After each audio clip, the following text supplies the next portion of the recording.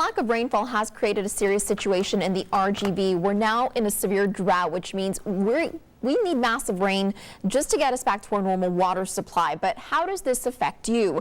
Ryan Greenfeld with the Brownsville Public Utilities Board is here to talk about water restrictions. Good morning, Ryan. Thank you so much for being here. Good morning. Thanks for having me. So let's get straight to it. Couple cities in the RGV, we know McAllen and Brownsville, have started putting in some water restrictions. Where exactly does Brownsville stand on this particular on this stage? Right now we are in what we call stage 1 of our drought contingency plan, and what that means is actually every May 1st we initiate stage 1, and that calls for the voluntary conservation of water from our citizens.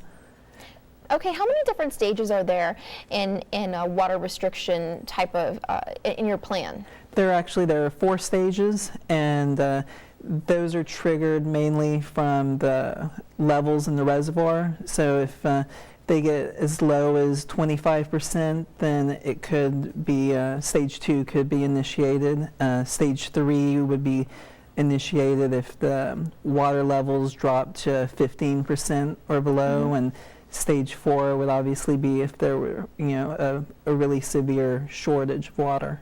And that's why it's so important for it to rain upstream as opposed to right here in the Rio Grande Valley proper, because even though we saw the rain these past couple weeks here, it doesn't necessarily mean that that's going to be affecting us in terms of the reservoir upstream. Absolutely, yeah. We need the water to go into to the watershed in order to be able to fill up the reservoirs.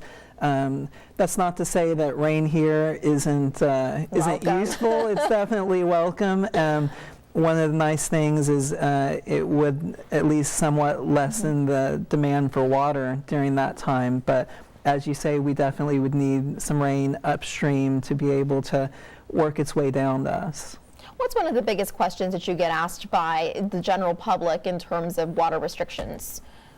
I guess the main thing that people would want to know would be kind of I guess if things are mandatory or not. As I said, right now with stage 1, it's just voluntary, and there are certain guidelines that we're setting forth. But if we ended up going into stage 2, then some of those restrictions, they would become mandatory. And obviously with stage 3 and stage 4, they would still be mandatory for the customers. One of the biggest things on everyone's mind, do you foresee us going into a stage 2 or stage 3 this summer? I know that we have had some rain to kind of make up for it, but do you foresee it? What are you guys looking at right now? Well, it's hard to say. It's one of those things that we're constantly monitoring the conditions.